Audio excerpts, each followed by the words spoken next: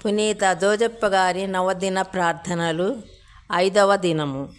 పిత పుత్ర పవిత్రాత్మ నామమున ఆమెన్. జ్ఞానవాణి శ్రోతలకు శుభోదయం, స్వాగతం, సుస్వాగతం. పునీత జోజప్ప గారి ప్రత్యేక మాసం మార్చి నెల. జోజప్ప గారి సుగుణాలను గురించి ధ్యానించుకుందాం. మరియమ్మ గారి భర్తయగు యోసేపు నీతిమంతుడు. మత్తేయు 1:19. మరియమ్మ గారి భర్తగా యోసేపుని పరిశుద్ధ గ్రంథం పరిచయం చేస్తుంది. మంచి బాధ్యత గల జ్ఞానభర్త. పునీత జోజప్పనే యోసేపు, జోసేపు, జోజప్ప అని కూడా పిలుస్తాం. వీరు బెత్లెహేములో దావీదు గోత్రములో జన్మించారు. పునీత మత్తేయి, లుకాసు సువార్తలను బట్టి జోజప్ప గారు న్యాయవర్తనుడు, గొప్ప నీతిమంతుడని తెలుస్తుంది. జోజప్ప గారు చాలా పెద్దవారుగా ఉన్నప్పుడే 14 సంవత్సరాల వయస్సు గల మరియమ్మ గారితో ప్రదానం జరిగింది అని చరిత్ర చెబుతుంది. ఈ నిశ్చితార్థం గాబ్రియేలు దేవదూత సువార్తను అందించకముందే జరిగింది. యేసుకు సాకుడు తండ్రి జోజప్ప గారు. మొదటిది, యోసేపు సున్నితమైన మనస్సు కలవాడు. గంభీర వ్యక్తిత్వం, ఘర్షణ ధోరణి లేని సాధుత్వం, పుట్టుకతో వచ్చిన పాపభీతి స్పష్టంగా కనిపిస్తాయి. మరియమాత గర్భం ధరించినప్పుడు బహిరంగంగా అవమానించలేదు, దోషి అని అనలేదు. ఆమెను పరిత్యజించాలని తలంచినను సున్నిత మనసుతో అర్థం చేసుకున్నాడు. 2, యోసేపు విశ్వాసం కలవాడు. యోసేపు విశ్వాసం చాలా దృఢమైనది. దేవదూత కలలో కనిపించి మరియమ్మను పరిత్యజించవద్దు, ఆమె ఆత్మ వలన గర్భం ధరించినదని చెప్పగానే విశ్వసించి నిద్ర నుండి మేల్కొని ప్రభు ఆజ్ఞాపించినట్టు తన భార్యగా స్వీకరించారు.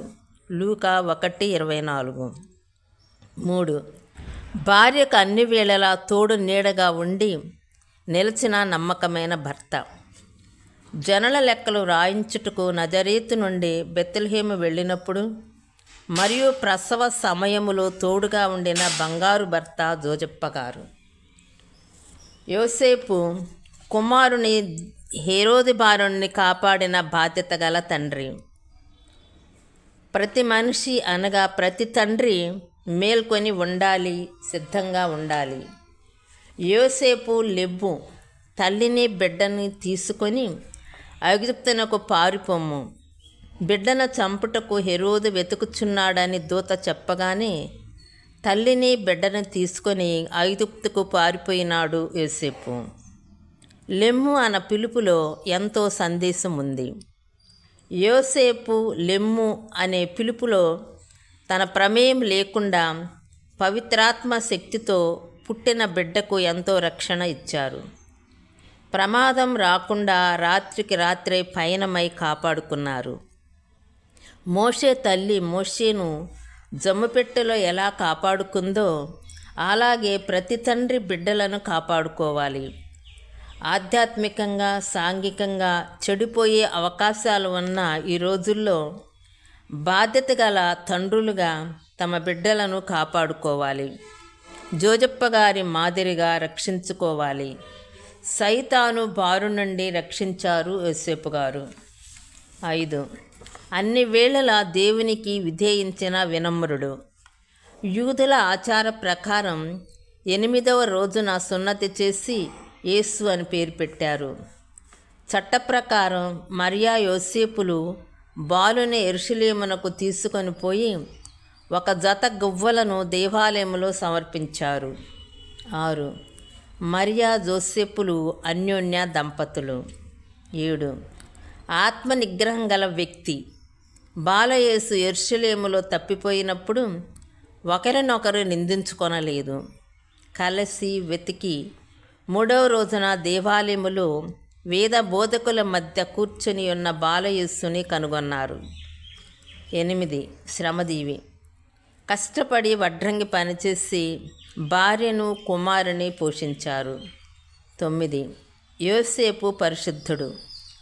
పరిశుద్ధుడైన దేవకుమారుని పెంచుటకు పరిశుద్ధత్వం కలిగి ఉన్నారు. 30 సంవత్సరాలు యేసు వారితో జీవించారు. పరిశుద్ధ వాతావరణం కలిగి యేసుతో కలిసి ఉన్నారు. 10. పురుషులందరిలో ఆశీర్వదింపబడిన వారు జోజప్పగారు. కుమారుని పెంచే బాధ్యత, మరియ తల్లిని సంరక్షించే బాధ్యత దేవుడు అప్పగించారు.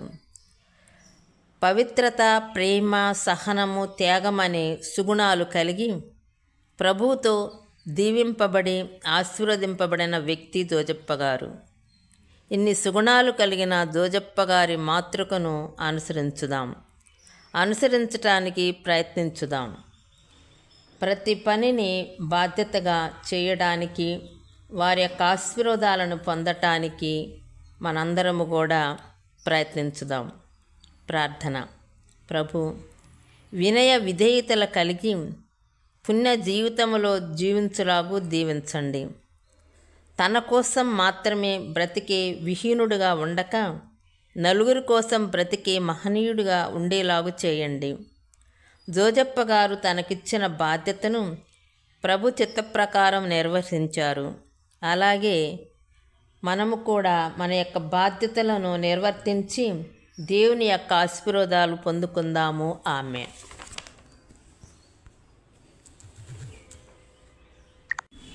పునీత